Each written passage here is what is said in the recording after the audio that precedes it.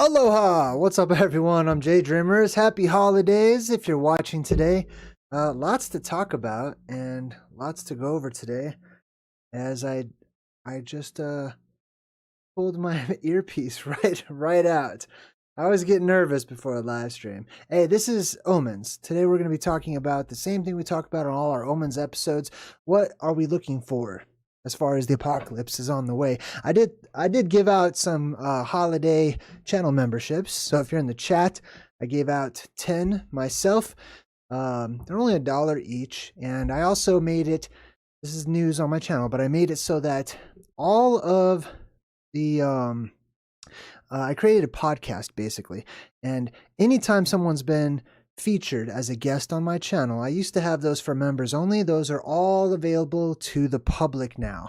So just go to my channel, click on podcasts, and you'll see it's called Cryptic Collab. And I plan coming up this new year to have lots more guests on my channel to talk about things that they're interested in, their areas of expertise, and touch base where we meet in the middle. So, without any further ado, let me just check the chat, make sure that the audio is working. I believe it is, because I checked it myself. I ran my own test. It looks like there's something on my lip there, but it's actually just darker hair, a patch of darker hair. Anyways, let's check out what's going on around the world and see how quickly the next reset, the apocalypse, is coming. And by the way, stick around afterwards. On my main channel, you can see my brother, Straight Jacket White Rabbit. He's in the chat right there. He's also putting out a video in about an hour, so probably right after we wrap up this one. So I'll be over there myself, and I'll see you guys there as well. Now, let's jump into the headlines of today. Let's talk about 3i Atlas. 3i Atlas, alien mothership. Strange comet sending signals, changing colors, sending beams of light out in front of it. What's going on with 3i Atlas? Well, it's about to leave. Sort of anticlimactic, if you ask me. I wish it was a mothership. I wish it was aliens landing. But man, let's see what they say about it. They're billions of years old, finally making its closest approach to Earth and giving scientists an opportunity to study it before it gets further and further away. Okay, time out. Now, let's talk about this. They say that we have the Hubble. We have all these telescopes that can see so far away. They're basically looking back in time at the Big Bang themselves. And this is the picture we get. This is all you can do? This is the best of the best of the best? That's all we get? A snowball? We've been told they're snowballs, right? I'm going to talk about the snowball theory too. It's ridiculous. The best we get is a space snowball picture. That's it right there. Look at those stars. They're flying past. Pseum, pseum, pseum, pseum. What kind of crap is this? Do you guys believe this? Do you fall for this type of imagery? You know what I mean? When they have 4K video from helicopters on Mars, remote control helicopters and drones on Mars, and this is what we get of something that's close to our planet or whatever, that's an anomaly and, you know, real weird or whatever. It's a golden moment because we have as good a view as we're ever going to get. Showing a good a view as we're ever going to get. So what they just showed you, that snowball blurry picture, wherever it went, that's as a good a view as we're ever going to get. It's really exciting. We're all really excited here at NASA because that's the best. That's the best we can hope for. And yay, yay. Thank you, sir. May I have another? No, you may not. Okay, thank you anyway. Further away. It's a golden moment. Object in stunning new detail, like this one from a civilian astrophotographer who says he captured 3i Atlas shooting across the night sky. Look at it. There's a caveat, just stars. because it's the... Listen, every time I've ever seen a comet, which is few and far between, when I was growing up, you know, they were strange occurrences. You didn't just... Oh, you want to go see the comet? Nah, I saw one last week. I'm good. You know, like, that's not how it was when we were growing up in the 80s and 90s, okay? A comet was a big, fat, huge deal because it was an omen, and everybody knows that. Now they're just happening all the time. Here's what you get. A little tiny light in the sky. That's it. With all of our optical zoom and stuff. The closest it'll ever be doesn't mean it's actually that close. It's 170 million miles away. It's 170 million miles away, and yet it's reflecting the light from the sun. I did a little experimentation. I asked ChatGPT, which I know is completely unreliable in some instances, but it's pretty good at math. So I ask it, I say, hey, if an astronaut has a flashlight and he's out near the moon, will I see that light from the Earth? And it's like, no, of course you won't. I said, okay, how big does my flashlight, on my freaking astronaut need to be so that I could see his light from the Earth? And it's like, oh, it needs to be about, pretty big, like a few feet or whatever.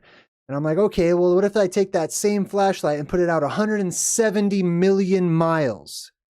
How big does the flashlight for the astronaut need to be so that I could see it from Earth? Oh, it needs to be, a few miles wide. I'm like, okay, well, what if it's not a flashlight producing its own light? What if it's a semi-reflective surface, like, I don't know, let's say ice? ChatGPT says it needs to be about 1,700 kilometers wide in order to effectively reflect the light from the sun. So, that's basically the story we're being told. Okay, then when you start asking them about, okay, well, why is it that Comet 3i Atlas is producing all of this light or reflecting it from the sun? Oh, that's different. And then they start backpedaling and they get all freaked out and they go back to their corners and they say, oh no, you don't understand. It's just shooting out all of this gas, millions and millions of miles of gas, and that's a lot of gas, and so it's reflecting all that gas. No. The comet has a tip, right? It has a point at the front, right? And that point isn't millions and millions of miles long, is it? No, it's not. So is it reflecting that little tiny area? Is it? And they say, well, it's the dust and the dust is scattering. You don't understand how light works. I'm like, okay, so are you telling me a dust storm will reflect sunlight better than a mirror of the same size? No, that's different. That's totally different. No, it's not different. Okay. Nothing about the official story of comets makes any kind of sense. We're just checking on the chat. All right, let's continue. Further than the distance between the Earth and the Sun, says NASA astrophysicist Dr. Tom Statler. If you could get into an Indy car and drive at top speed 24/7, no brakes, no pit stops, nothing, for your entire life, you might just barely make 170 million miles on the odometer. Wow. Do you see, this is how official academics and science teaches people like him. They teach them and give them examples like they're talking to 5-year-olds. And so they learn in the same method as a 5-year-old. They have a 5-year-old type of intellect, that they have a 5-year-old type of teaching, that they're being taught these types of things. And then they're being taught to patronize you. This is what they're being taught. That's why they say things are the size of 42 waffles, Eggo waffles, or you know what I mean? That they patronize you. They insult your capacity for intellectual thought because they acknowledge that they have dumbed you down. They expect you to be dumb, and so they speak to you like you are dumb. Okay, so he's trying to tell you, he's trying to allow you to use your imagination how far away 170 million miles is. There's no such thing as 170 million miles in this world, because all of those stars and the comets and the other luminaries, which are lights, are under the dome. They are in this world. The Earth creates these things. If you disagree, fine. That's cool. You're allowed to have your perspective, as I'm allowed to share mine, okay? But my perspective is the majority, last time I checked, from religion to religion and belief system to belief system, across the world and across time. Okay, this modern concepts of cosmology and academia and stuff are little blips compared to the general understanding of what people knew as far as where they are.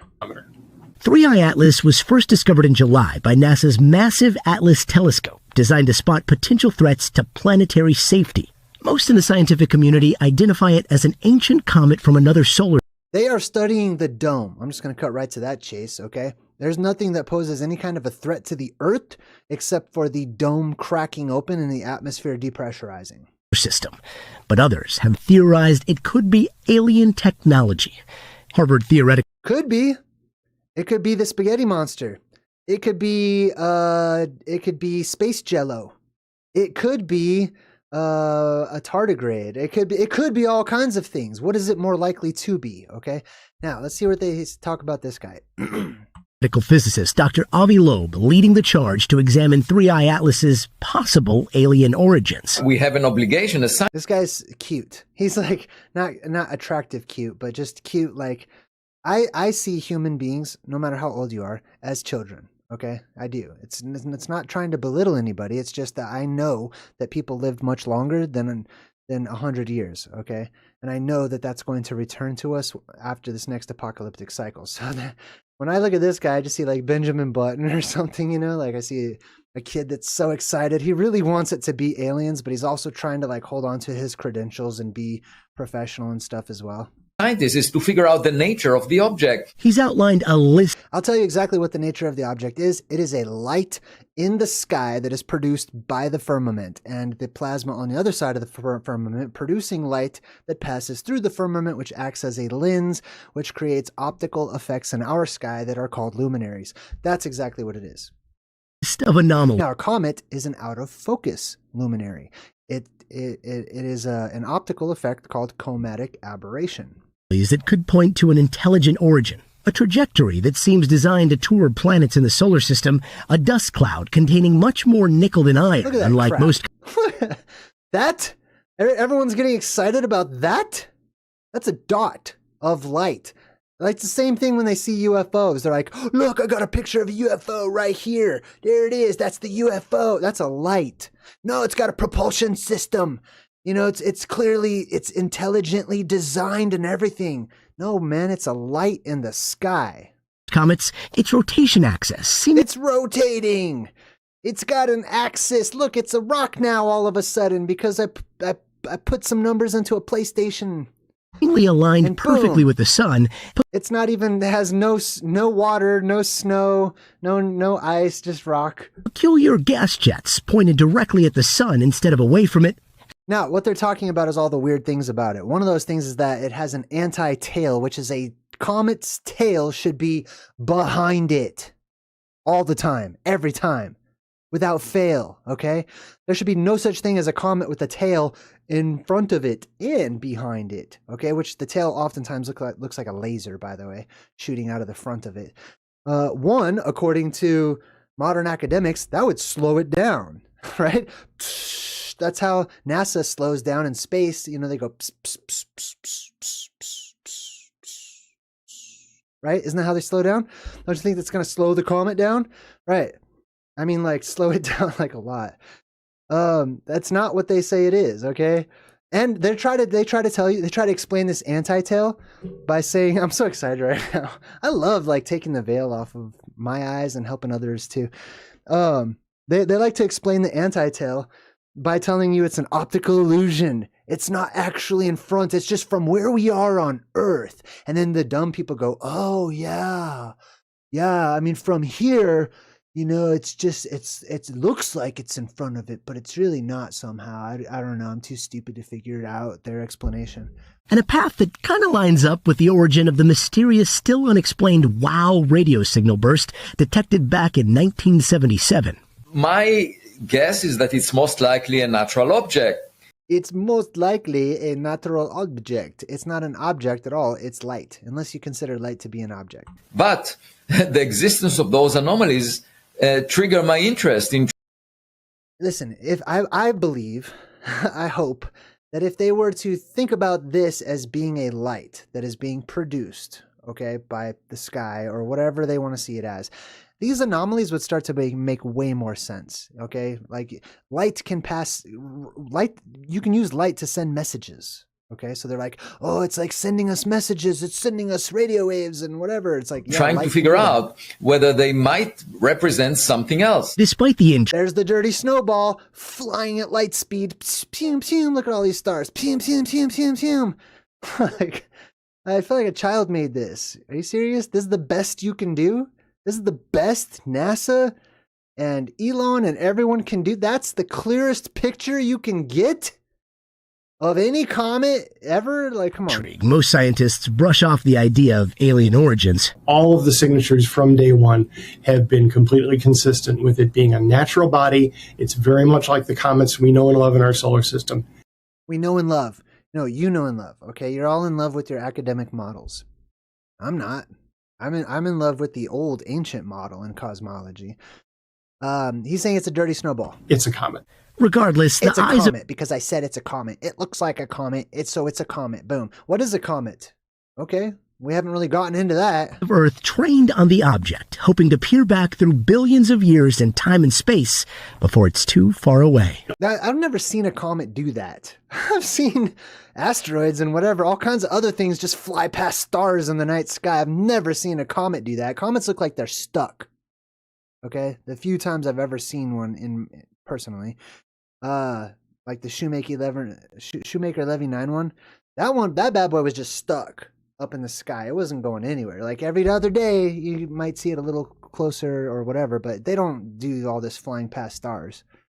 Plasmoids do that up in the upper atmosphere. All of the asteroids and comets in our own solar system are carrying a little bit of the history of how our Earth and how the other planets changed over time. And Are they? They're carrying a little bit of the history because they all come from the Big Bang, which is the biggest explosion ever that produced the most massive amounts of heat ever, which produced ice in space somehow. This one is carrying some of that same information from another solar system somewhere else. And wrong.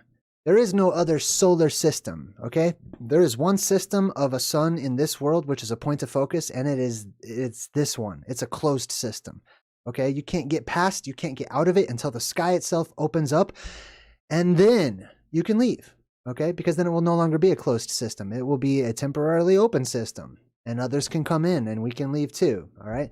But there is no rocks coming in from other worlds. There is no, other suns out there. There's stars, which are little points of focus, and they're small versions of our large point of focus that we call the sun. And it's been in an interstellar deep freeze for some number of billions of years. It's not frozen. It's light. I promise you it is not frozen anything, okay? It is not reflecting the sun's light from 170 million miles away. It is not a snowball. It's not none of that. Years. It's an amazing time capsule. Whether it's an ancient comet or an alien spacecraft or Santa, Jesus Christ. They're not even going to say or plasma or light or, Santa come early, one thing is certain. This let's throw a stupid joke in there, children. Like they're entertaining you. Can't you see this? Interstellar flyby has sparked that. Let's give them the crappiest CCTV image of a flashlight, or I don't know what this is. Look at that. Wonder about the universe before sailing. No, you don't understand. You're not intelligent enough. It's just cause obviously you never went to 4th grade math and learned about cosmic radiation and how it affects cameras and stuff. Off into the eternity of... You people are intellectual bullies. Okay, all the people that I listen to, I'm going to show you the biggest intellectual bully here in just a minute. He's a little talking head. That was me trying to make the guy like he's a puppet. Okay, when earlier I was doing that, I felt like someone's hand should be in his back, and he's like, "Comets are the best thing ever, and we all love and know these comets." I don't know how to do it. I can't put my hand up my own back. But anyway, yeah, they're bullies. A lot of these academics, they're taught to be bullies too. They're taught to be intellectual, holier than thou, riding their high horse wannabe bullies who all get together and laugh at your expense because you have an alternative worldview or cosmology. Space. Oh, that was it. All right, sweet. Let's get out of this one. And let me share, speaking of bullies, okay? One I've met in real life.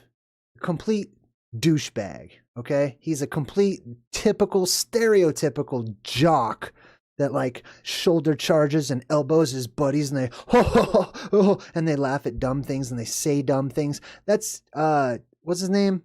Logan Paul, okay? He's a douchebag. I met this guy very briefly when he was pretending to be a flat earther at the Denver Flat Earth Conference where I happened to be. I have not met the other talking head science, I should say academic mascot, okay? This guy right here, Neil deGrasse Tyson, is an academic mascot. He's not an astronaut. He's not involved in any upper level thinking. He's a mascot, like Bill Nye the Science Guy, who is not a scientist. That's why they call him a science guy. He's a comedian. Okay, Bill Nye the Science Guy is a character that the guy Bill Nye, whatever his real name is. Okay, he's an actor too. That's his stage name, right? That Bill Nye the Science Guy is a character that he created for a comedy skit. It was a joke. He's a joke. He's literally a joke. So is this guy. This guy's like, I mean, it appears to me, maybe he's not, but it appears like he's high all the time. Okay? And he's a storyteller. That's what he does. He takes the academic way. Remember how I said they teach you in a patronizing way, like you're all 5 years old and you're children? That's why people look up to him, because, okay, children, and he encourages people to become intellectual bullies. This guy right here, Logan Paul, he's going to pretend like he's representing flat earthers. He's not. He's just trolling. He's a professional troll. Trolls are the evil bad guys in all of the fantasy books and fiction. He's an evil bad guy, okay? He's an idiot. He's a moron. He has no intellect whatsoever. And he goes around pretending to be stupid when in reality, he's just being himself. Let's see what they say. Looks a little silly, though. Is that really how you would bounce around on the moon? Let me rewind this. You think we went to the moon? I know we went to the moon. What do you mean, I think? To be in denial means you are intellectually... Time out. He says, I know we went to the moon. You're automatically wrong because we didn't go anywhere, okay? Allegedly a handful of people, Caucasian people from, the Northern Hemisphere, allegedly went to the moon. We didn't do crap. You're on the bandwagon, buddy. You're rooting for your favorite team and claiming to be your team. We won the Super Bowl. No, you didn't. Your team won the Super Bowl, the one that you like. So you're wrong automatically, intellectually, off the start. And emotionally disconnected. Okay. If you believe anything otherwise from the mainstream story, from the narrative that you've been told by your programming, then you are intellectually disconnected from civilization. Well, let's look that word up, shall we, Mr. Rogers? Let's find out what civilization means. I mean, is he insulting me? Should I be insulted? Because I have an alternative worldview, which is my right to have without being insulted by some goofball on TikTok. Hey, new memberships in the chat. Welcome. All right, so what does civilization mean? Let's look it up. The process by which a society or a place reaches an advanced stage of social and cultural development and organization. Okay, so it's like, how fast people are developing. The society, culture, and the way of life of a particular area. Okay, what's this? It says show more. I wonder what that is if we click show more. Oh, check this out. The comfort and convenience of modern life, regarded as available in only towns and cities.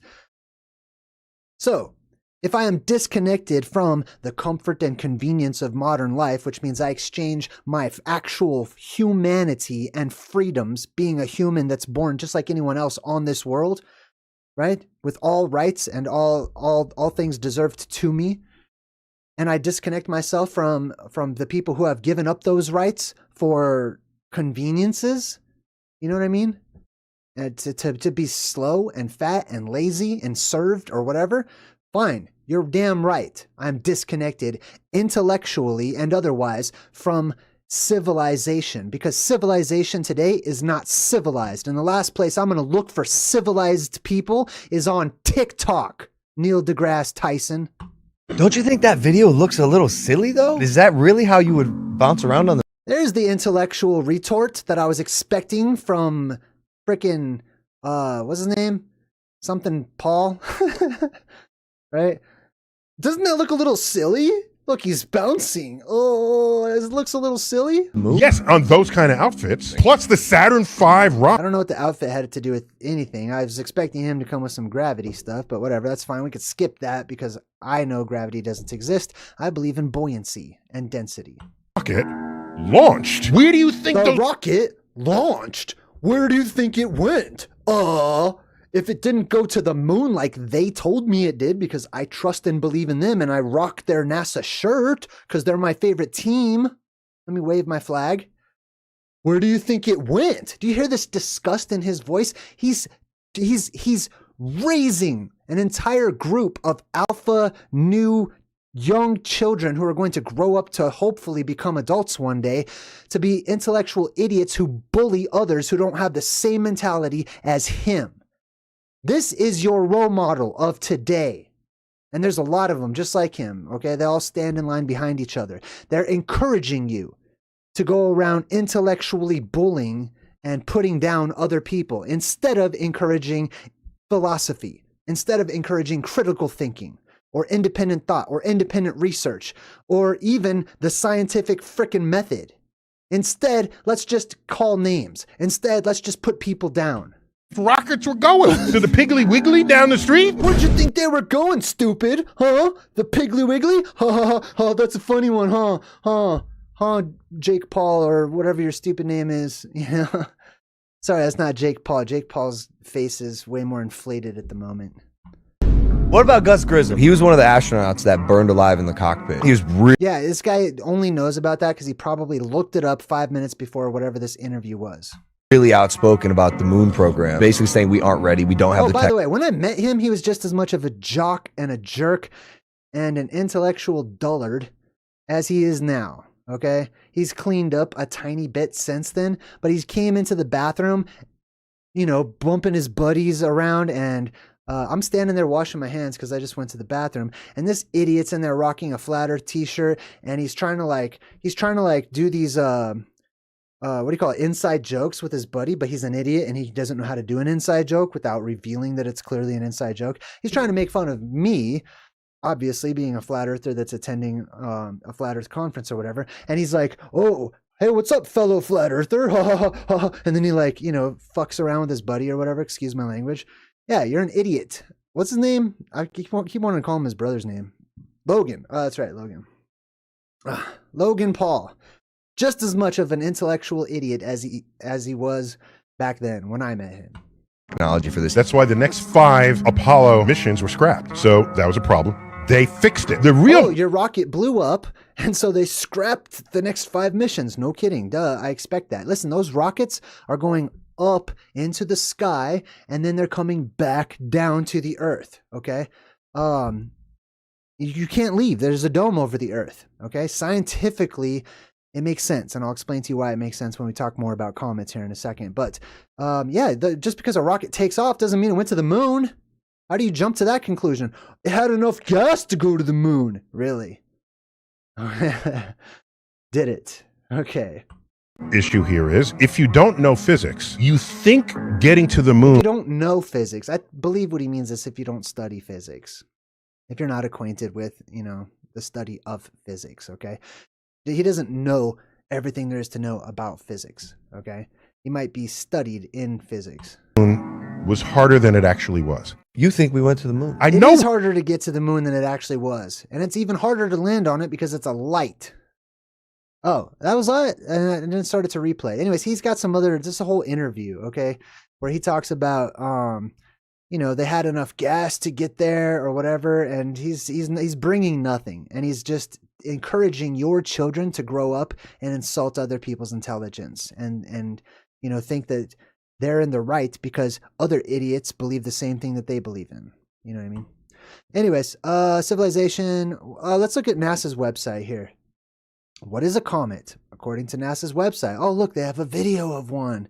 Here it comes. Oh my God, it's a peanut-shaped comet that's super smooth in the middle for some reason. And here it comes again. Oh, look, it's got some light coming out of it. It's called outgassing. Oh, look at that. I just learned everything about comets. What does it say a comet actually is? Comets are cosmic snowballs. This is the description from your best of the best of the best. Cosmic snowballs. Nice. Good job. Yeah, they're definitely not patronizing you. They're not talking to you like a child, I promise. Of frozen gas. Well, that's interesting. That deserves scrutiny, I'd say, because that's exactly how I say that the dome was made. The gas gets far enough away from the sun that it gets extremely cold, and the oxygen in particular is attracted to the magnetism of the Earth that it produces, which is a dome shape over the Earth, and it creates a lot of pressure and low temperature, which instantly freezes the oxygen that goes up to it into gas and creates ice and creates a dome above our head. Boom. That's how the dome is made, and that's how I know that there's a dome. One of the many reasons why I know there's a dome.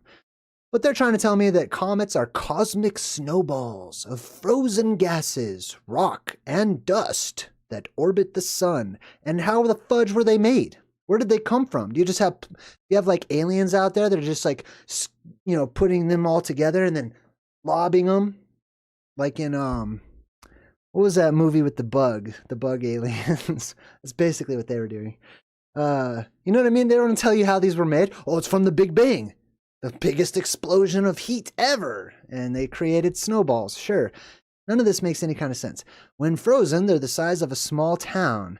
When the comet's orbit brings it close to the sun, which, by the way, this in the case of Atlas, 3i Atlas, was Jupiter. That's close to the sun. That's close enough to the sun to start warming up. Ooh, yeah. Oh, get that sunlight. Oh, man, I'm way out here by Jupiter. Ooh, it was cold. It was cold out there by Pluto, but oh, thank God I'm over here by Jupiter, closer to the sun where I can warm up, right? Where the gases can warm up and the snow can melt. When a comet's orbit brings it close to the sun, it heats up. It heats up, right? Out there in negative 400 degrees of outer space, it heats up. How much do we heat up being way closer to the sun? What is it, like 90, 100 on a hot day?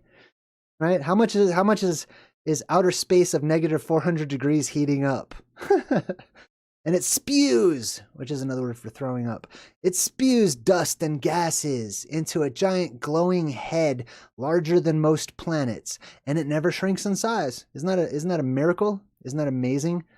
Right? It's just constantly dissolving, but it never turns into nothing. I mean, it doesn't seem to. Like we've got Halley's Comet or whatever and all these other ones. There's likely, which means they have no idea, there's likely billions of comets orbiting our sun in the Kuiper Belt, and even more distant Oort cloud. All this stuff is made up. But do you want to see a picture of it? I'll take you on a journey right now. I'll take you on a journey using NASA's own website.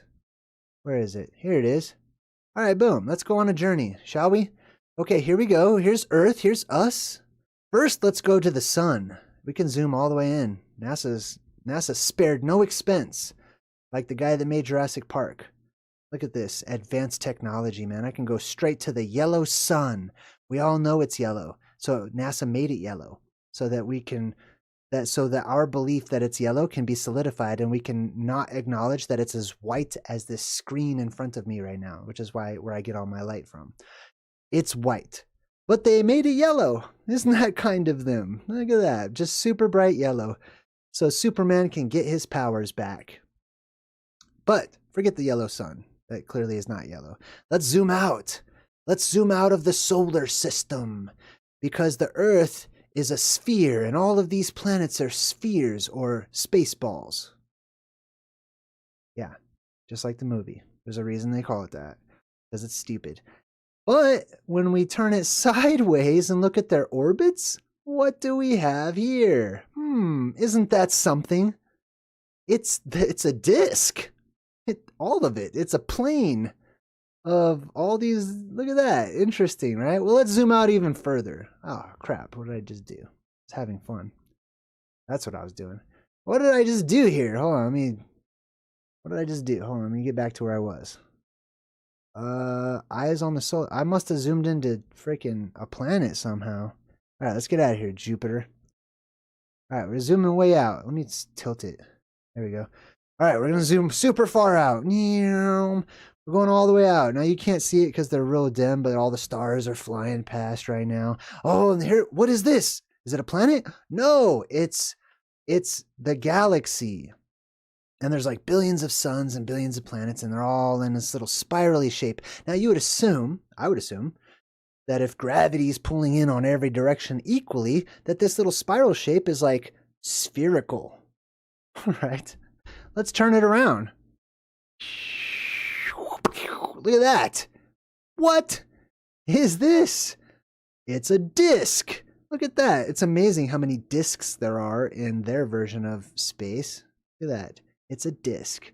The whole galaxy, right? It's almost as if some higher being put a lot of information on a disk and then spun it around to play a movie or something. All right, anyways, I thought that was funny and interesting, but let's move on. Are you guys having fun? I am. Severe weather in Europe. The polar vortex is forecasted to enter a stronger phase with weather impacts across the northern hemisphere.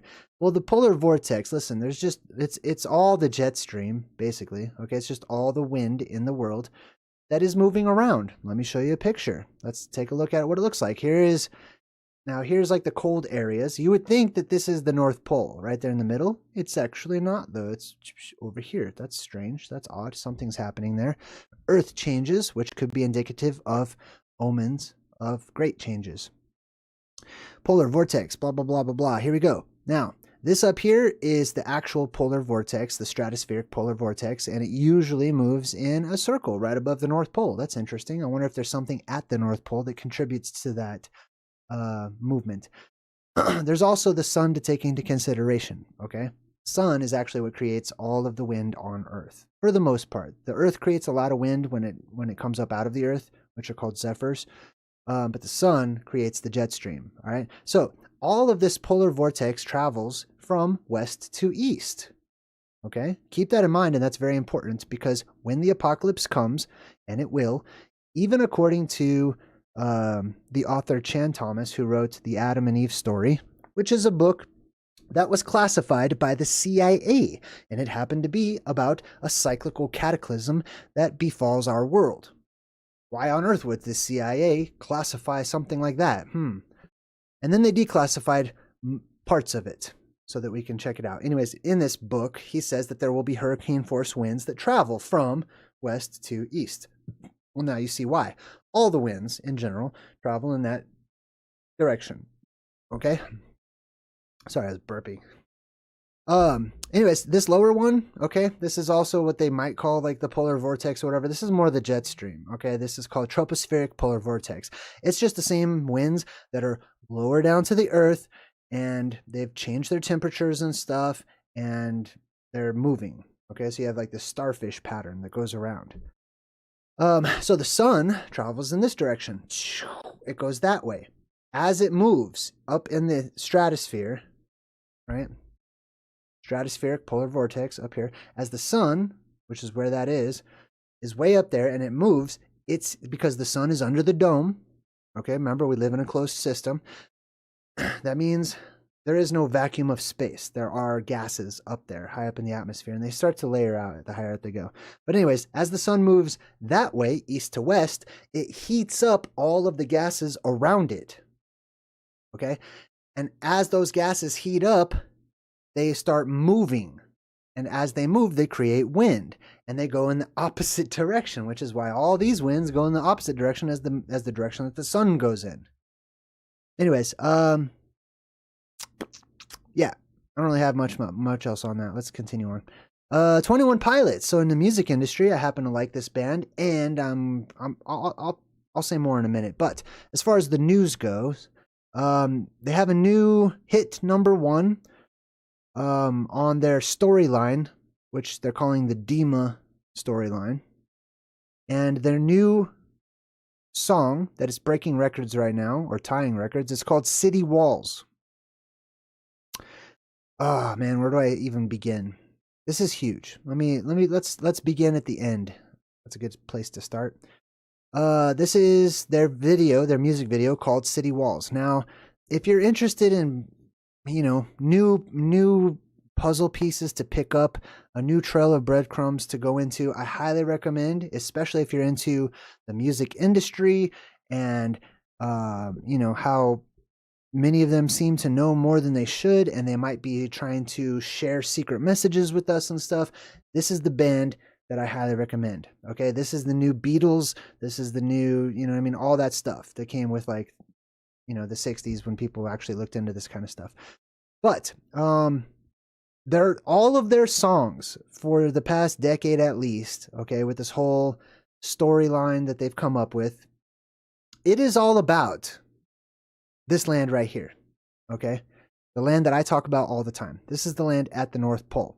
They have this circular city called Dima, and they have this character named Clancy and these banditos that are trying to get to this circular city, which is this actual place. They're talking to you, okay? They're talking to some of you who are paying attention.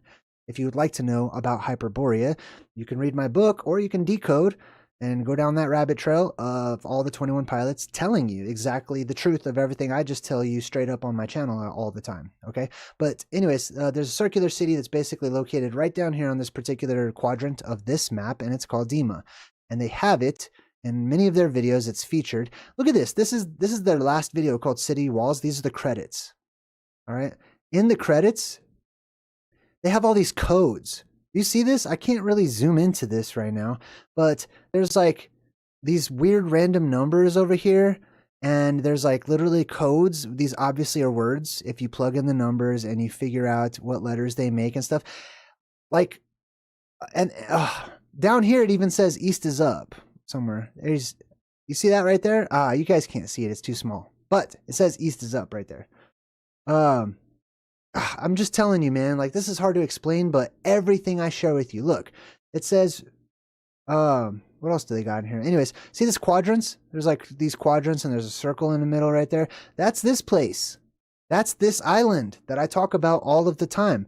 They're sharing with you actual, real hidden history, and they're just cartoonifying it and turning it into like a story, which is, you know, your whole music industry does that, your whole movie industry, all of them, cartoons, everybody does this.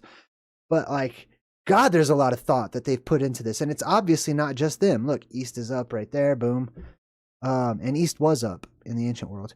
Dima, here's Dima down there. I don't know, I could go on forever about this particular band, but what else they got in here? Let me skip around and see if I could find some more symbolism. Nico. So this is a character named Nico, and Nico means Nike or victorious or a survivor of an apocalyptic event. What else they got? Oh, so they've got all these like weird codes. They have a whole website that you have to have passwords to get into, and to get the password you have to figure out codes on their album covers, in their music videos, and like all kinds of stuff everywhere. This one says failed perimeter escape by the Dima Council. The Dimas follow a religion called Vialism. It's basically they worship plasma. Anyways, it's just amazing to me personally. And these music artists, there's no way that they'd have this much information. Okay, I've scoured all of their information, and it's a lot. It will take you a long time to try to figure out all their little riddles and crap that they've put into these websites and their music and all these references and backmasking and all this crap, okay? Trust me, it's way more than just two guys that are the 21 Pilots, okay? It's like a whole, they work for somebody, okay? They've been told. I don't know. I call it the deal with the devil. Okay, I feel like they know about the apocalypse. They bring them in. They explain the truth of the plasma apocalypse, as I tell people. They talk about maybe Hyperborea. They tell them the truth of the world, and you know, they basically say you can serve us, you can worship us, and they bring in some celebrities to seal the deal and say, yeah, these guys are the real deal, you know, and then they're initiated into the club and maybe promised, like, you know, a safe zone or a ticket into NORAD so you can be safe during the apocalypse, or maybe like a rocket ticket and you can leave the earth with Elon Musk when the apocalypse comes or whatever. Anyways, very interesting stuff. To me personally, at the very least. Now, this is an older article from about 3 weeks ago. It says Airbus grounds 6,000 planes for urgent software update after a jet suddenly lost altitude mid-flight.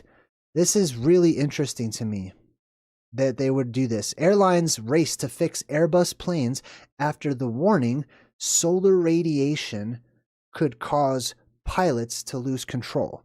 Solar radiation. It has nothing to do with the sun at all, okay? The sun has nothing to do with any of these planes, coronal mass ejections, because the sun is not what you've been taught that it is. It is the earth going through electromagnetic fluctuations and producing electrical anomalies in the atmosphere. And it's also the atmosphere itself with all these new gases that are being released, and there's huge pockets of gas clouds that people can't see or oftentimes even detect, and it will cause the plane to become more or less buoyant depending on what type of gas it is whenever they hit those huge gas clouds, because the Earth is releasing a massive amount of gas right now. But anyway, this is a huge one, because you should definitely, if I'm correct in these omens increasing in their intensity and other things, their intensity and how often they happen, then we should expect to see more and more of these planes being grounded until basically no one's allowed to fly anywhere. And you will be stuck wherever you are. And you'll have to have like a private person fly you to wherever you need to go or whatever. Because there will come a day when lots of planes will lose control and crash. And the movies are showing this to you, because I believe movies are disclosure, basically, that you're all entertained mindlessly for the most part by these movies, which are reflecting back to you reality and showing you what's to come as a prophecy. Here's the Earth spinning so fast it's blurry. Shh, look at that flying, spinning, wobbling, tilting spaceball Earth. For nearly 1 billion years, a day on Earth lasted just 19 hours. For nearly 1 billion years, you know, now they're they're tapping into your own imagination, right? So you can imagine billions of years ago, for billions of years, one day on Earth was just 19 hours. It was shorter. Time was shorter. It was a shortening of the days billions of years ago, right? One day just lasted only 19 hours. That is about 25% faster if you were to speed up time, if you were to base time off of the rotation of the Earth or whatever.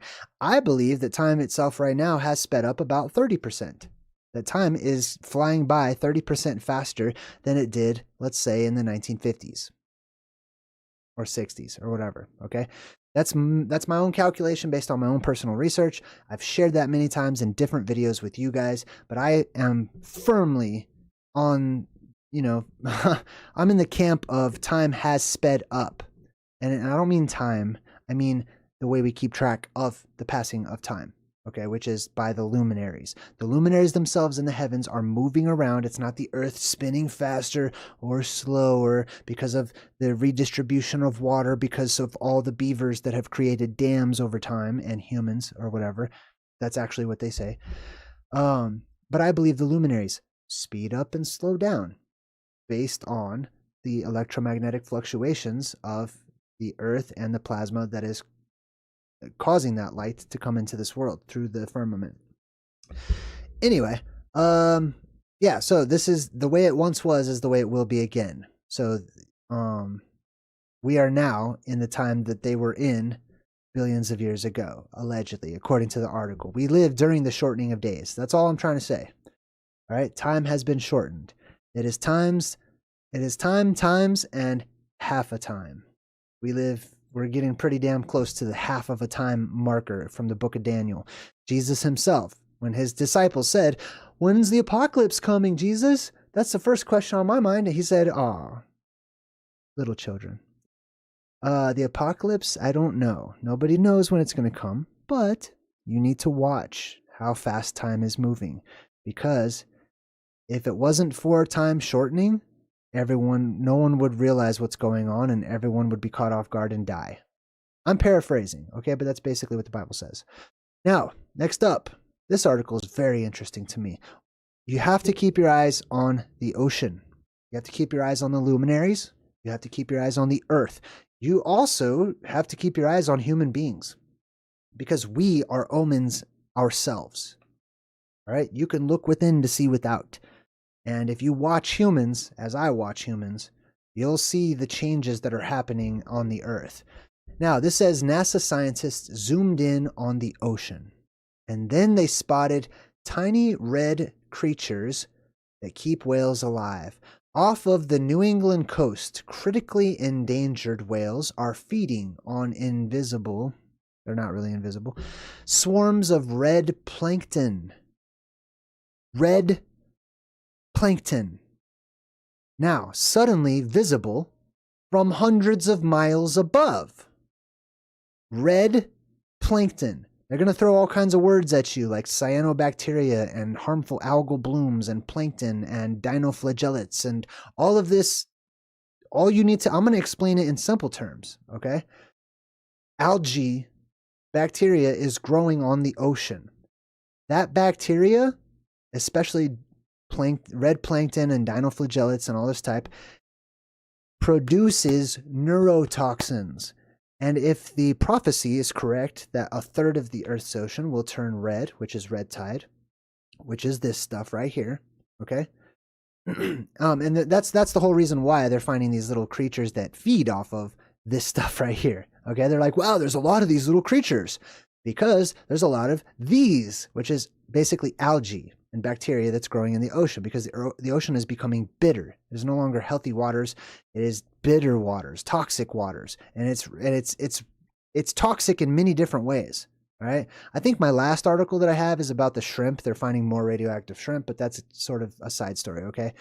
The Earth is changing. The waters are heating up from below with the radioactivity and other things, and from above with the focal point, the sun, getting hotter and hotter, so much so that it's changing colors into the blue spectrum where it used to be yellow or red.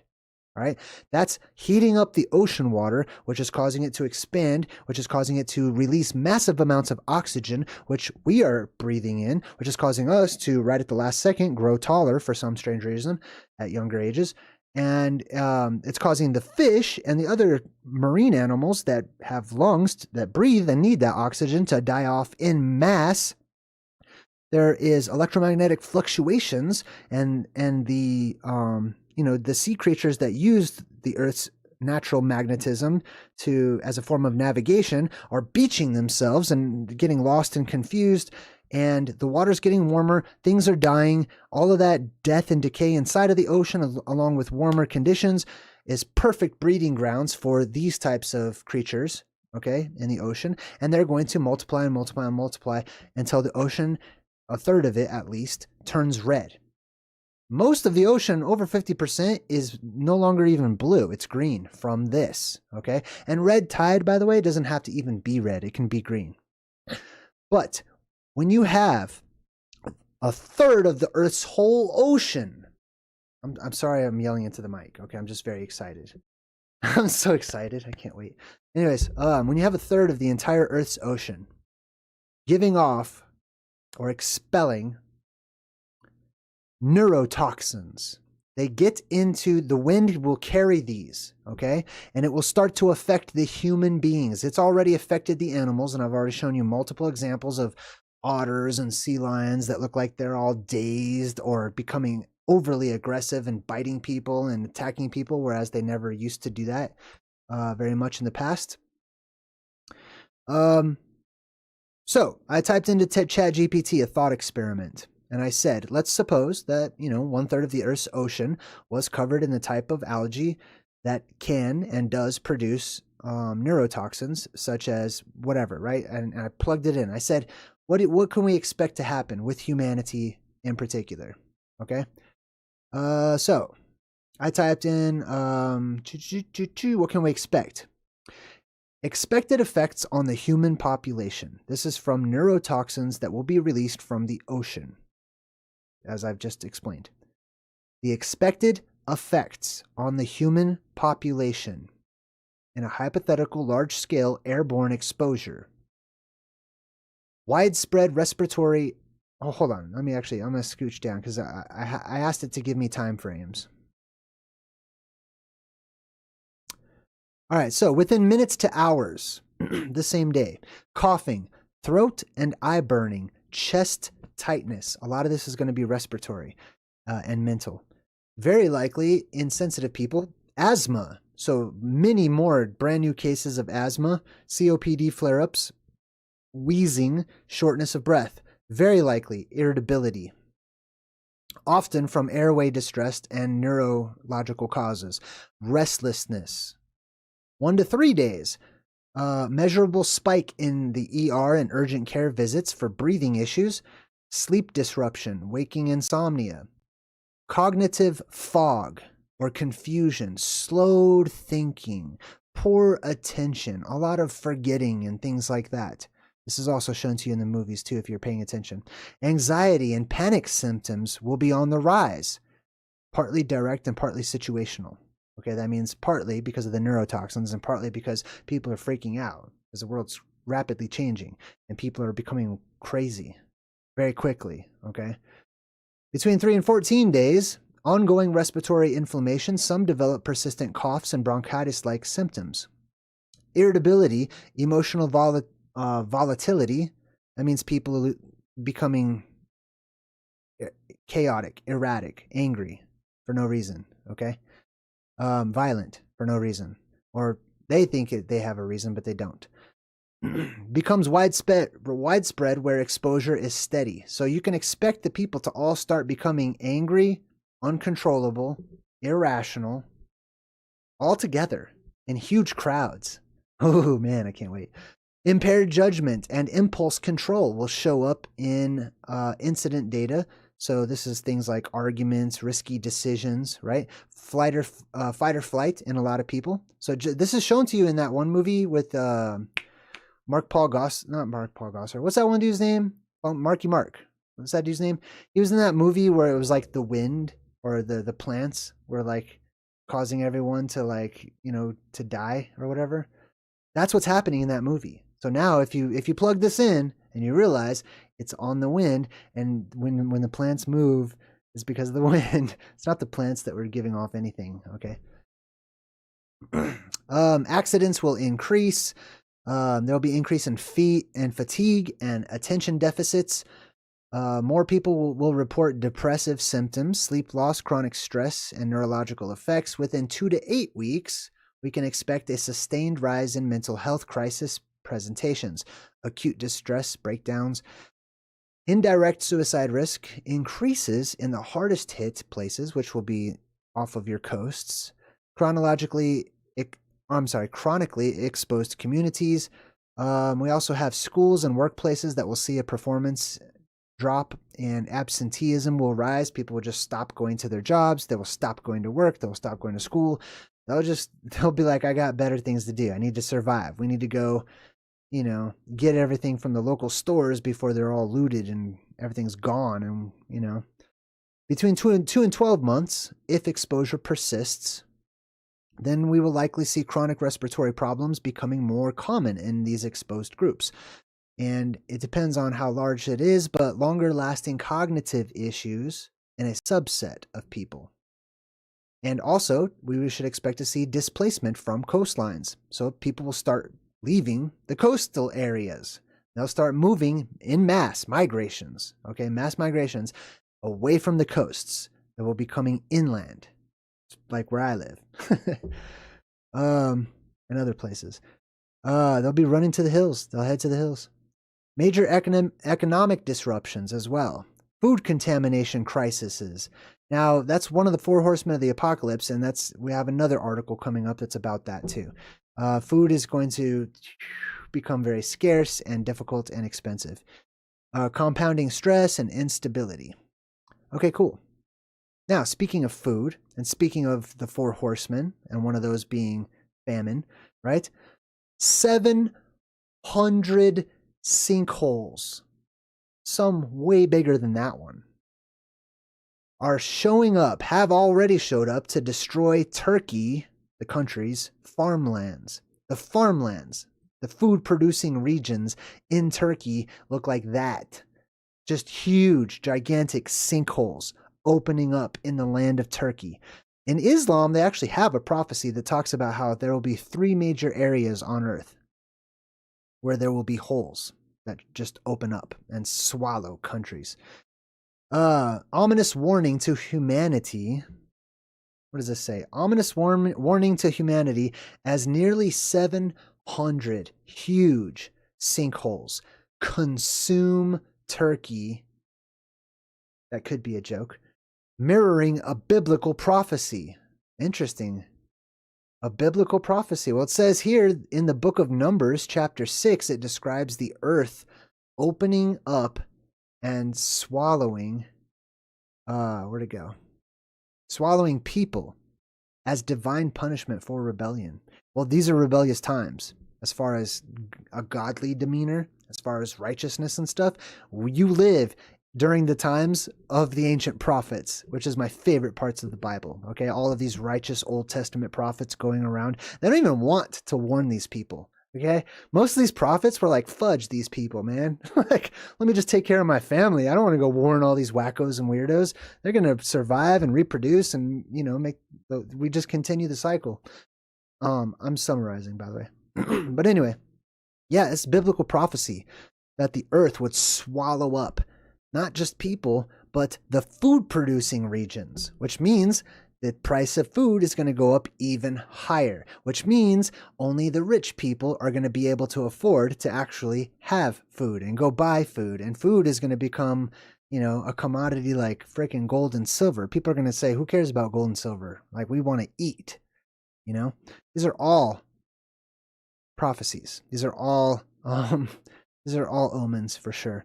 Now, check this out. Pay attention on this one. A new cloaking device concept. Hold on. What does it say here? I don't want to spoil the surprise. Oh, they have this cloaking device concept that shields from electromagnetism and magnetic fields. So there's some sort of cloaking device. Now, if I go down a little bit, it says here that they have a new concept for a device that's designed to cloak sensitive components, making them invisible to detection. Think about that. It cloaks, it hides sensitive components, right? Making them invisible to detection. You don't know it's there. You're not aware that it's there. You want to see what this device looks like? Okay. It looks like this. I swear on everything. This is the article. Let me make it longer. New cloaking device concept shields electromagnetics from disruptive magnetic fields. This is the cloaking device concept.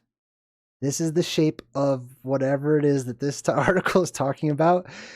And it cloaks, it hides sensitive components that makes them invisible to detect. Okay? They're basically, this is, nowhere in this article does it mention Disney. This is not even coming to anybody's mind at all. But I just think that's funny. Cloaking sensitive components so that they can't detect them. Isn't that what Disney has done for, like, you know, ever since their conception, is this subliminal messages, right? This is one of my favorite ones, actually. It says, ask about Illuminati on this Uncle Scrooge's eye chart back here. There's all kinds. There's a lot of sexual ones. This one literally says in DuckTales, ask about Illuminati, right? And people will say, oh, it's just, you know, they're just bored. The Disney writers are just so bored. They're just including all these hidden messages and, you know, all kinds of interesting stuff. Look at that. Boom. That's a swastika, by the way. Yeah, that's amazing. Anyways, I thought that was cool. Northern Lights plasma. Let's talk about this. Japanese astronauts spot the polar auroras. What's up, Sarah? Welcome to my channel. High five. Japanese astronauts spot polar auroras raining electrons. It's the first time in history. Well, there's going to be a lot of first times in history coming up right around the corner. You live during strange times and interesting times. And those are the times right before and right after the apocalypse. And then things settle down. You know, we have more of a stable era or whatever. But after that, when things start getting chaotic and weird, it leads to the apocalypse. So what does this article say? It says most of the time, scientists don't even notice these electrons passing as they scatter their energized electrons. They're talking about the auroras.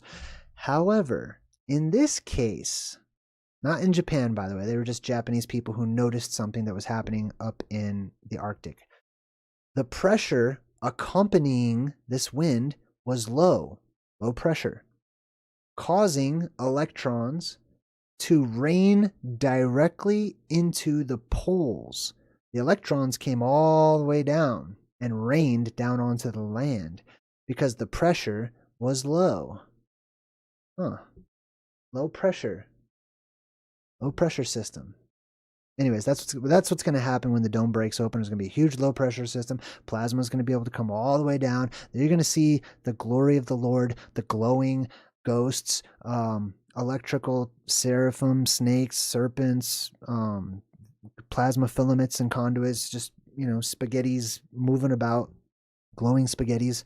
You'll see balls. You'll see plasma balls, ball lightning, moving about, rolling around, attracted to people who carry a particular charge, an energetic charge, because we're just speaking about energy, positive and negative, right? So some people that have a certain charge, these huge balls of plasma will be attracted to, and it will roll after you like the Blob or Attack of the Killer Tomatoes and electrocute you. Some people it's going to leave alone. Some people that won't be attracted to. So this is all apocalyptic. This is the day of the Lord. This article says Earth's seasons are strangely out of sync. Strange. Isn't that strange? Yeah, it's strange. Oh well. Did you just catch the football game last night? Yeah, I did. That's how this article is going to be accepted by most people who read it. Hey, new members in the chat. What's up, JMO? High five. Earth's seasons are strangely out of sync, scientists discover from space. That's funny because I discovered that myself from home. Like from way down here, right there. I discovered it. I've been noticing this, and so have you guys, because you've told me in many comments that the seasons are out of sync. Something's wrong with the seasons. I told you guys a while back, I think maybe at the beginning of this year, that this winter, here where I live, I predicted that it would be a short-lived winter, but real powerful. So when it did snow, it's going to be a lot. And then it's just going to get super hot, and it's not going to be a lot. That's exactly what I've experienced so far. And how can I tell you that? How can I predict that or whatever? It's not just like I'm tuning in like 11 from Stranger Things and I have to like astrally travel somewhere or whatever. It's just studying. It's studying the mechanisms. It's studying the true cosmology and using the scientific method itself based on my observations and my studies and my research and the reality of these things. And also looking at the past and what's happened in the past before, time and time again. What has happened in the past is destined to come back around again. So anybody that's well-versed on true hidden history or true history, which is the hidden history, anybody that's well-versed on, things that have happened in the past long ago, especially during, alleged mythic times or strange or legendary times, you are the best fit person to tell people what's going to happen again, because all you have to do is remember what's happened before. All right. Welcome to everybody who's picking up all those channel memberships. High five and thank you to whoever was donating those. That was very kind of you. And happy holidays. All right. For the first time, a deadly virus has been found in Arctic waters after killing whales and dolphins worldwide. Like I said, you need to keep your eyes on the luminaries, on the earth, on yourselves, on humanity, but also on the ocean, okay? They're finding these viruses in the Arctic. All of that permafrost is melting, and it's exposing things that were there and frozen and kept away purposefully, I believe, or I like to believe, during the last apocalyptic cycle. All that northern hemisphere was frozen for a reason. It was frozen. All the stuff that died up there, like the mammoths and whatnot, they instantly froze, okay? So they're frozen in time. So whatever was happening at that time when those things instantly froze is still locked in its time, okay? And when it starts to melt, it's going to be released into our time, which includes viruses and stuff too. Let's see. I do have something highlighted here. It says, it's talking about this virus in the Arctic waters, and it says it adds to growing evidence that the warming of the ocean, it says warming seas, but there are no seas. It's just the flood. The world was flooded, and there's one ocean, okay? There's not 7 seas. There's one ocean. That's the floodwaters. The warming of the ocean is reshaping the distribution of marine species and the diseases that affect them. As ocean temperatures rise, migratory and resident populations are overlapping in brand new ways. So it's forcing animals to move to different locations, right? Just like humans will do this too, okay? like I already talked about. There's gonna be huge migrations of human beings, creating opportunities for viral transmissions that were previously unlikely. Interesting. That reminds me of The Thing. Remember the movie The Thing, right? Okay, what else we got here? We got a couple more articles to go over. Scientists build a device that generates electricity from the Earth's rotation. Wow, imagine that. The Earth's spinning so fast, you would think it would create some kind of electricity, right? Well, I'm here to let you know in case no one else has ever told you, and it's okay. I used to think the Earth spins. I used to get dizzy thinking about it. I'm like, oh my God, I can see the Earth spinning. Make it stop. I no longer believe the Earth spins around. Okay, I don't feel any spin, especially 1,000 miles an hour spin. I'm not a believer in the spinning, wobbling, rotating, flying Earth ball following a giant fireball theory. Okay, that's not me. But I do believe that the electricity can come from the Earth. The Earth produces electricity. That's the life of the Earth, just as your life is electrical. Okay, your life comes from electricity. Electricity is running through your system, your body, keeping you alive. In the same manner, electricity runs through the Earth, and it is in the atmosphere, and it is under our feet. There is a lot of it under our feet right now. Tesla knew this, and he had all kinds of experiments where he would draw electricity from the Earth itself. And there's less of it today than there was in his time, and there will continue to be less and less electricity, natural electricity up here on the surface, until right before the very end, and then there will be a huge amount of it, because it's not really more electricity, it's just that there's more atmospheric pressure, which allows for the electricity to more easily manifest in different ways and move about from place to place, okay? Which is why people, towards the end of times, are going to see UFOs all over the place, but especially above major cities and places of power and dragon lines and ley lines and stuff. Next up. Oh, look at that. Heroes. You guys want to talk about heroes? There's a hero. I don't even know the song. Anyways, yeah, look at these heroes all wearing their jumpsuits. Jumpsuit, cover me. That's also a 21 Pilots song, by the way, and these are the jumpsuits, okay, that they're talking about in that song. Because they're talking about leaving the Earth behind. The 21 Pilots are talking about leaving Earth during the apocalypse, all right? They need these jumpsuits so they can be lighter when they're lower and higher when they're heavy, because they're going up so fast that it creates force and they become heavy or whatever. Anyways, why am I looking at a bunch of people wearing underwater suits, aka astronaut suits? Well, if all goes according to plan, 4 astronauts are set to become the first humans to travel past the confines of our planet's gravity well. What is that? To the moon in over half a century. That's a long... When you start using things like that, since the 19th century, that's the last time we went to the moon. The 19th century. It was another century. It was another millennia ago. That's how long it's been.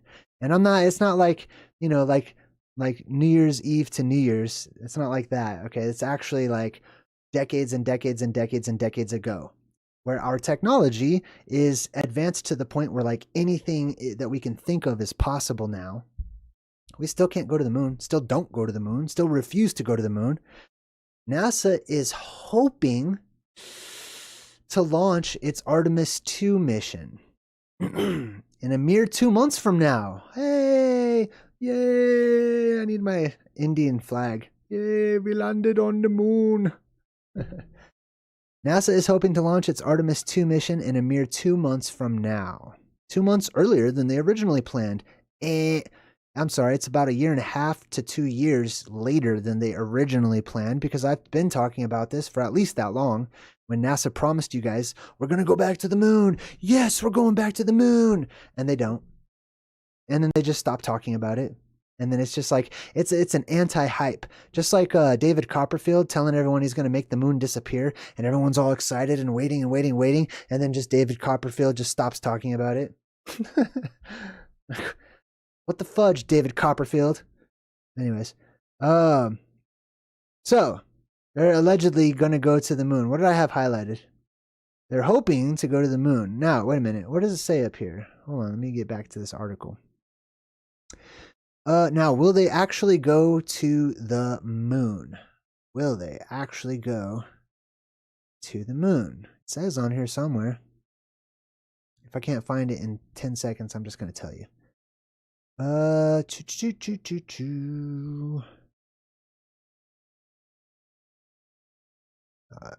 they going to go to the moon? Come on, man. I thought I had it all prepped. I want to show you.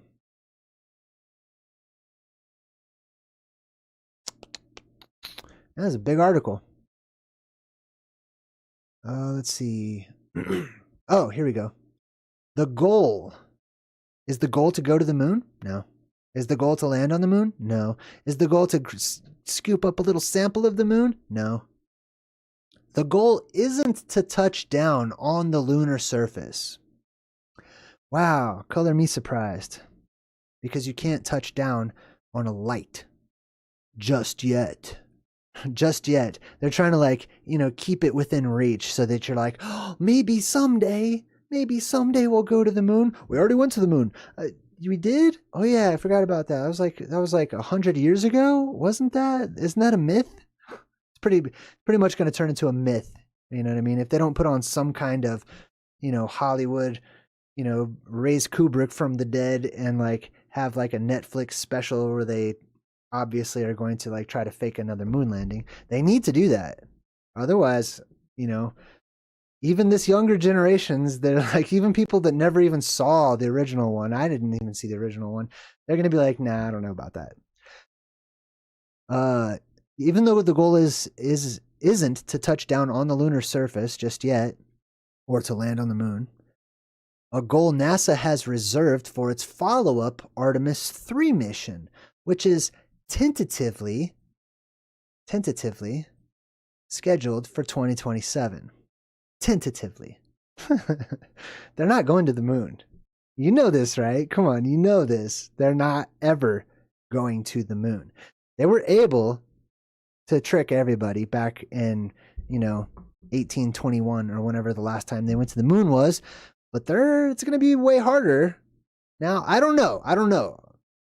There's going to be more pushback this time. I'll tell you that, because of social media, because of the internet and stuff. So they're going to have to fix that first before they go to the moon. They're going to have to make it so that you don't have a voice, so that I don't have a voice, because I'm going to speak on it. I promise that.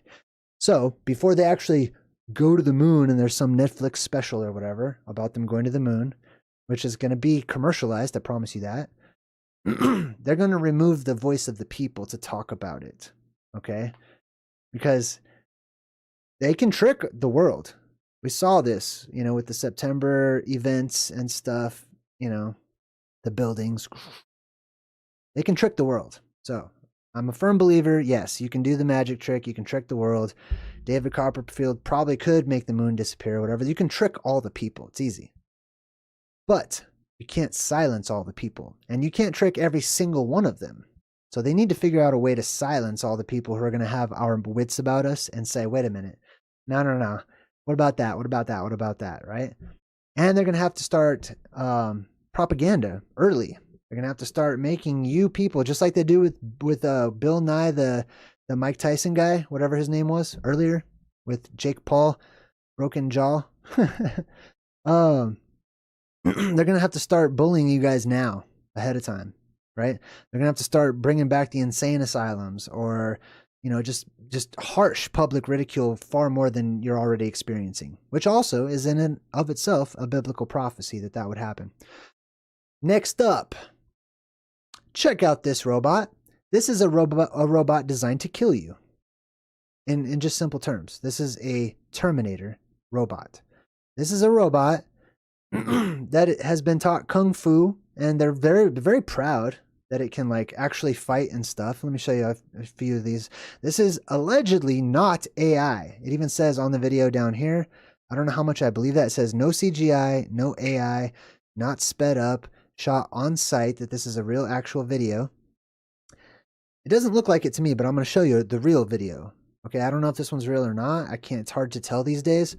But the story goes that the Japanese people that made this robot made this video, and they got a lot of pushback saying, people are like, no, that's AI. That's not real. That's CGI, dude. Right? So, let's talk about this robot. Here it is. Its name is on its chest. What's its name? The T-800. I swear, it's called the T-800. Now, for those of you who are not nerds, like I am, the T-800 is Arnold Schwarzenegger's frickin' Terminator robot. That's what they're calling this thing. Watch the T-800 humanoid. Kung Fu kicks its way to mass production. Now, because people were saying like they don't believe it's real or whatever, they actually have made a video.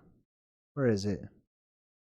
Many videos, apparently, of like, where's that video I had of it? It was going to take a kick. Like it's here it is. Its inventor is going to take a kick. Oh man, I thought I had it all prepped and ready. I guess the video started over. Anyways, that guy's one of the inventors, and this robot is going to let him kick him, and it boots him across the room. Okay, with this kung fu, you know, Matrix style, bam, and that's why he's wearing all this padding and stuff. So yeah, they create a robot. A humanoid robot, there it is, really actually kicking a punching bag and stuff, okay?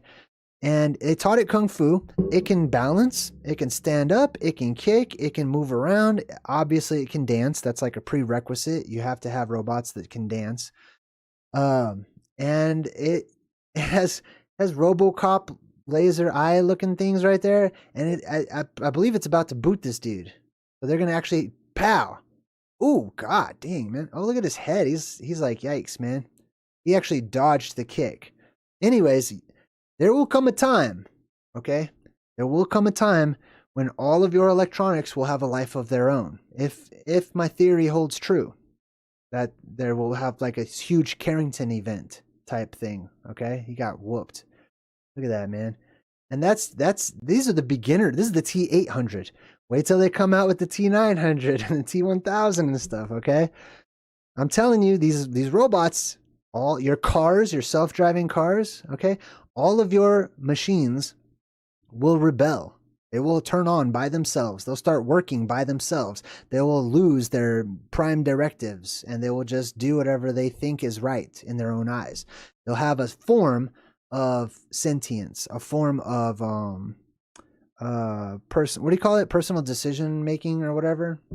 Free will, right? A form of free will. As the sky opens up, all the energy comes in. This might even happen possibly before the sky opens up, actually. Okay, like remember what I said, with the increase of air pressure, it's easier for electricity to go from one place to another and to build up. Okay, so keep an eye on your machines, keep an eye on your robotics. Got a couple more articles. Frozen shrimp, again, sold in Illinois at Osco stores, was recalled for radioactive contamination. What's going on in the ocean? Right? This is some kaiju Godzilla's type stuff that's happening right now, okay? There's radioactivity, which causes heat, by the way, which causes the ocean to warm up from below, like I was talking about earlier. Radioactive decay is on high in the earth right now, and it's causing some bottom feeders like shrimp or sea cockroaches, okay? Don't eat shrimp. You can. I'm just cautioning you. Don't eat shrimp. Don't eat bugs of the ocean. I'm letting you know right now, it's not a good idea, but especially, I mean, come on, man. Radioactivity in the bottom of the ocean, your shrimp are all getting infected and stuff. Probably going to become all weird looking. This next one says, new eyes on one of the planet's largest submarine landslides. Oh, I actually didn't look into this. I just clicked on it. I forgot to check this one out. But it's up here, allegedly. What does it say? Evidence of a massive underwater landslide lurks beneath the seafloor of the Norwegian Sea. This is the Arctic. Okay, so here's Sweden and Norway and all that stuff, and Greenland and Iceland, I think, is this one right here. So there's a lot of movement of the seafloor up near the Arctic. So, like I said, I didn't actually read this article, so I'm going to move on. But if my theory is correct, that land at the North Pole that is not there now because it's underwater, or because allegedly there's a bunch of water there, it's going to rise up. If it is underwater, it will come to the surface. Atlantis will return to our world. Hyperborea will reappear. The Garden of Eden will make its way back. I believe that the governments around the world, the elite of the world, know this, and they're making preparations as they creep closer and closer to the North Pole. You know, wanting to buy Greenland, and you know, wanting all these new minerals. It's just all, it's all pretend. It's all pretense. They really want to get as close to the North Pole as they can, because the apocalypse is upon us, and they want to return to Hyperborea. If you also want to return to Hyperborea, and you want to learn the good ways to do it, how to do it, what that place looks like, if you know, you can learn about it before you go, because you don't have to go. You don't have to go to the Garden of Eden. You don't have to go to Atlantis or anything. If you want to learn more about it, please go to my website. Check out my website. I talk all about it. I also have a book that I've written about it available on my website and on Amazon. And you can learn a lot more about that particular location, or the apocalypse. I got a book about that too. All right, last but not least, maybe. Oh, this one. I just wanted to touch on this. I want to touch on the Epstein stuff. That sounds bad. Some Epstein file redactions are being undone with hacks. I'm just going to tell you, because I never talk about this stuff, because it gives me the willies. It creeps me out. Okay? All this stuff with kids and pizzas and islands and parties and ditties and all this stuff, it makes me sick to my stomach. So that's why why I don't like to talk about it. Plus, you guys talk about it enough that I don't even need to. But what I will tell you is, this is happening all over the place. Okay? So all these Diddy things and Epstein things and pizza things and all that stuff, like, I've been knowing that this crap's been going on. I've intuitively just known this, and many of you have as well. Okay, so the fact that they're like trying to make light, like, look over here, look over here. Meanwhile, there's a whole country underground that's like has, you know, underground sex slaves and freaking human cloning and like factories where they build people and all kinds of crap. Like, dude, to me, it's obvious. It's disgusting. It's sickening. But you know, they see humans as basically robots. And when you see humans as robots, which, you know, it's an interesting thing to look into. It's thought-provoking, for me at least. It can lead to a couple of different places. One, it can lead to dehumanization, right? Even if you are a robot, even if humans are robots, okay? You can dehumanize yourself and others, and therefore your sense of morality just goes bye-bye. Or it can take the opposite way, and you can feel even more compassion for your fellow robots and stuff too. But anyways, my point is, you know, people talk about this. Sometimes you guys leave me comments about this type of stuff or whatever, and I say to hell with all of them. Personally, like, I'm a dad, I'm a father, so I stand on the side of righteousness and the children being pure and innocent and something worth protecting and stuff. And raising the right way, by the way. Okay, if you don't raise them the right way, they're just going to turn into evil, corrupt, messed up humans that end up doing this to more kids and stuff, right? So I'm against it. I hate it. I don't like talking about it, but it's all over the place, underground. It's way deeper than you guys even think that it is, as I've just alluded to. Okay, but yeah, I'm well aware of that. Last but not least, it says here that the flu. Oh no, the flu. Oh no. Oh my goodness. The flu is hitting Colorado hard. This is my local news, obviously. I'm sure you guys have your own articles that say the same thing, but it just puts your state. The flu is hitting Colorado hard, but it's easier than ever to test and vaccinate at home. For the flu? Let me tell you something. You need the flu. Just like you needed chicken pox when you were a kid. You need a cold from time to time. You need to get sick every once in a while. Your body is flushing out all the crap that you have been putting into it and exposed yourself to over the year. You need to allow it to take its natural course. It needs to get hot, which is the flu. Okay? It needs to overheat because it's burning away crap. Okay? Worms and what do you call it? Bacteria and illnesses and all that stuff. The body's doing its job. You're trying to fight the body as it does its job. Let your body do its job, okay? Do people die of the flu sometimes? Yes. Oh well, sucks. I'm sorry. If it happens to me, oh well, that's nature's course.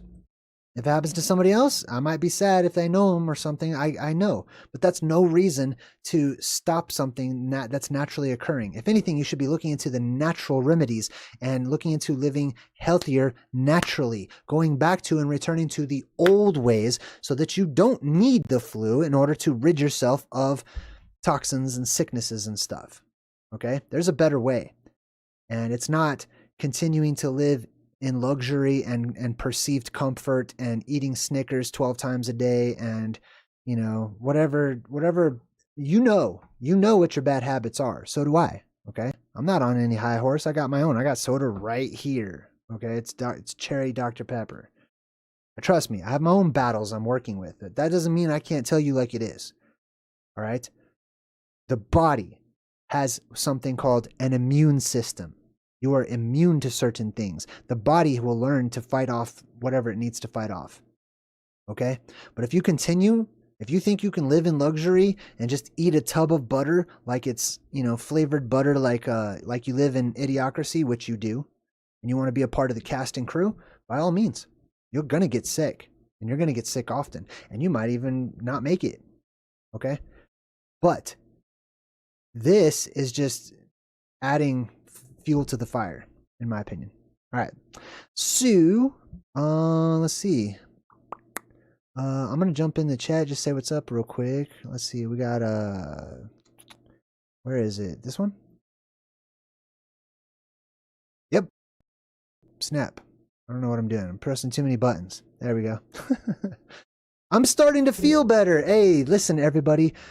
Many of you have sent me personal donations. Many of you have sent me letters and gifts and really encouraged me. I've been sick. I've been messed up sick, man. I've had way too many sicknesses. Like, just the body's falling apart. My rotator cuff got messed up. That's like I was hit with like 4 or 5 different messed up things all at one time. Vertigo was the worst. Ooh, I don't even want to say the word because it just brings back the feeling, okay? But I'm starting to feel better. A little bit. I'm not 100%. But I am starting to feel better, and God, I'm so thankful. You have no idea. I felt so bad I was praying. Anybody ever been through that? You have a real bad night or a real bad, you know, few days or weeks or whatever, and you start praying, and you didn't really used to do that before. I'm like, God, I will make you a deal, okay? That's how bad it was. All right, so I'm holding back tears because I'm that thankful. I'm more than just happy that it's over with, but I'm thankful to have my eyes opened in my personal life that I can actually start making changes so that I can live longer and provide more memories as a father to my son and be with him in his life longer. And, you know, you guys too. I get to make more YouTube videos and, you know, you don't have to read about me in the newspaper in the obituaries or something. At least, hopefully not for a long time to come. And a part of that, I just want to say, as part of me getting better has been you guys. So that's what I'm saying. I'm saying thank you. I'm saying Merry Christmas. I'm saying Happy Holidays. I'm saying freaking Happy Thanksgiving. I'm saying I'm thankful for you. I'm thankful that you're here watching. I'm thankful that you guys support me in so many ways. My Patreon, my website, buying my books, just leaving nice comments, you know, liking the videos, sharing stuff with people, all the things that you guys do that I almost never ask you to. My channel is homegrown. My channel is what it is because of you, not because of anything I'm doing, you know, as far as advertising or anything like that. Okay? So, genuinely, from the bottom of my heart, thank you. Thank you so very much for all of your support.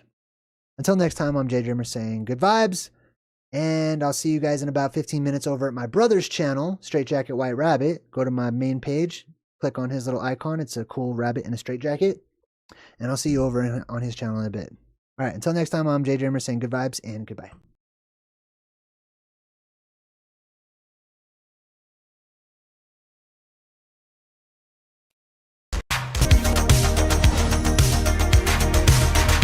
I try so hard to fade away, but something's forcing me to stay. It'd be easier for me if I turn away to flee. Oh, but there's something holding on, the way of being long gone.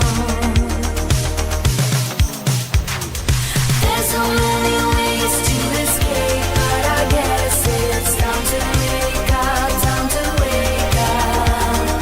Far too many ways to escape, but I guess it's time to wake up, time to wake up. Time to wake up, time to wake up, baby. Time to wake up, time to wake up. Time to wake up, time to wake up, baby. Time to wake up, time to wake up. I know I should have done this, should have quit this long ago. Can't stand another heartbreak, but it's time to let it go. It'd be easier for me if I turn away to flee. Oh, but there's something holding on, the way of being long gone. There's so many ways to escape, but I guess it's time to wake up, time to wake up. Far too many ways to escape, but I guess it's time to wake up, time to wake up. Time to wake up, time to wake up, baby. Time to wake up, time to wake up. Time to wake up, time to wake up, baby. Time to wake up, time to wake up.